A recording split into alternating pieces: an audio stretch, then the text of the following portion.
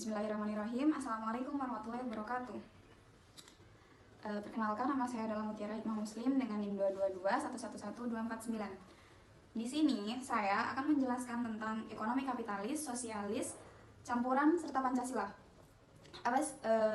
Pada kesempatan kali ini, saya akan menjelaskan satu persatu apa yang dimaksud dengan ekonomi kapitalis, sosialis, campuran, begitu pula ekonomi Pancasila. Masuki materi yang pertama, yakni ekonomi kapitalis. Apa sih yang kalian ketahui tentang ekonomi kapitalis itu? Berikut akan saya jelaskan. Kapitalisme sendiri berasal dari kata kapital atau modal. Jadi, kapitalisme adalah sistem ekonomi politik yang cenderung ke arah pengumpulan kekayaan secara individu tanpa gangguan kerajaan. Mungkin yang dimaksud kapitalisme di sini adalah ekonomi di masa sekarang, karena mereka tidak ada gangguan-gangguan kerajaan seperti itu. Lalu, dengan kata lain, kapitalisme adalah suatu paham ataupun ajaran mengenai segala sesuatu yang berhubungan dengan modal atau uang. Fernand Braudel pernah menyatakan bahwa kaum kapitalis merupakan spekulator dan pemegang monopoli yang berada dalam posisi untuk memperoleh keuntungan besar tanpa menanggung banyak resiko. Pengertian lain menyebutkan bahwa kapitalisme sesuai asal katanya saja, kapital yang berarti modal. Ialah sistem perekonomian yang menganggap modal sebagai penggerak perekonomian. Di antara 4 sistem ekonomi tadi, mereka mempunyai ciri-ciri masing-masing. Di sini saya akan menjelaskan ciri-ciri sistem ekonomi kapitalis. Ciri-ciri ekonomi kapitalis sendiri yakni 1. Kebebasan memiliki harta secara perorangan. Yang kedua, kebebasan ekonomi dan persaingan bebas. Yang ketiga, mementingkan diri sendiri. Dan yang terakhir adalah perekonomian diatur oleh mekanisme pasar.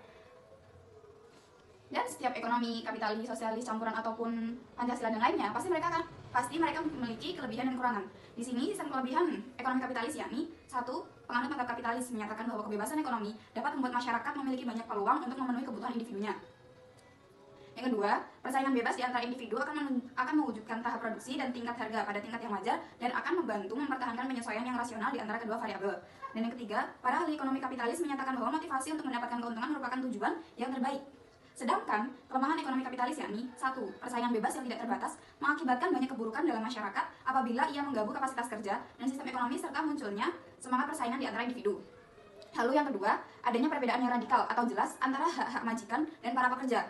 Lalu, yang ketiga adalah sistem ekonomi kapitalis di satu pihak memberikan seluruh manfaat produksi, distribusi di bawah penguasaan para ahli yang mengesampingkan masalah kesejahteraan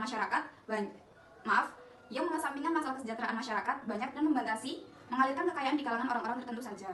Selanjutnya, saya akan menjelaskan tentang apa yang dimaksud dengan ekonomi sosialis. Seperti yang ketahui, kata sosialis yakni manusia adalah makhluk sosial, di mana mereka tidak bisa hidup sendiri tanpa bantuan orang lain.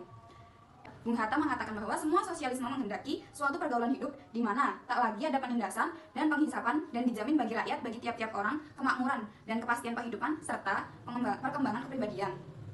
Ciri-ciri sistem ekonomi sosialis sendiri yakni 1. Lebih mengutamakan kebersamaan masyarakat, dianggap sebagai satu-satunya kenyataan sosial sebagai individu-individu belaka.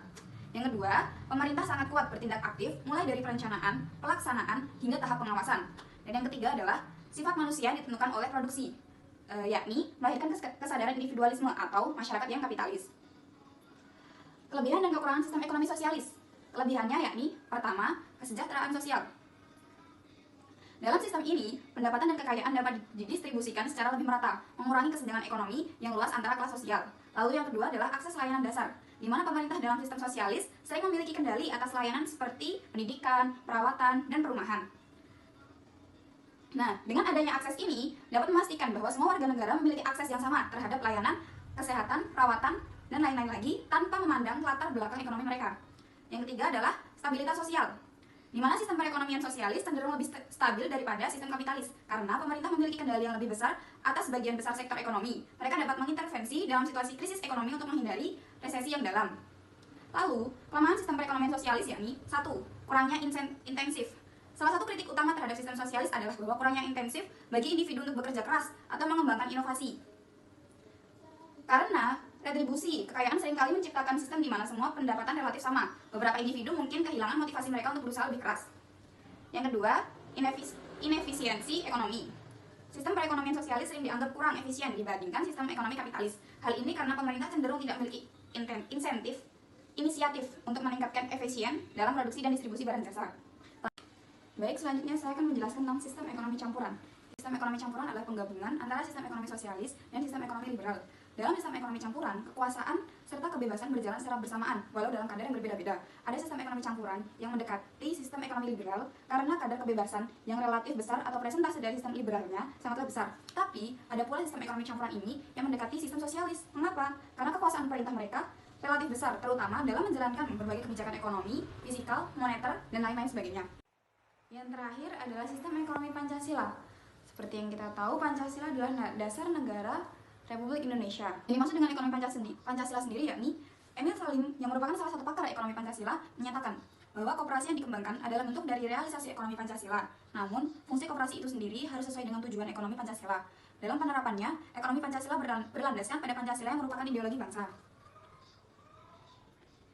Secara umum, landasan konstitusional ekonomi Pancasila adalah pasal 33 Undang-Undang Dasar 1945. Pasal tersebut menyatakan 1. Perekonomian disusun sebagai usaha bersama berdasarkan atas asas kekeluargaan. Yang kedua, cabang-cabang produksi yang penting bagi negara dan yang menguasai hajat hidup orang banyak dikuasai oleh negara. Dan yang ketiga adalah bumi dan air kekayaan alam yang terkandung di dalamnya dikuasai oleh negara dan dipergunakan sebesar-besarnya untuk kemakmuran rakyat.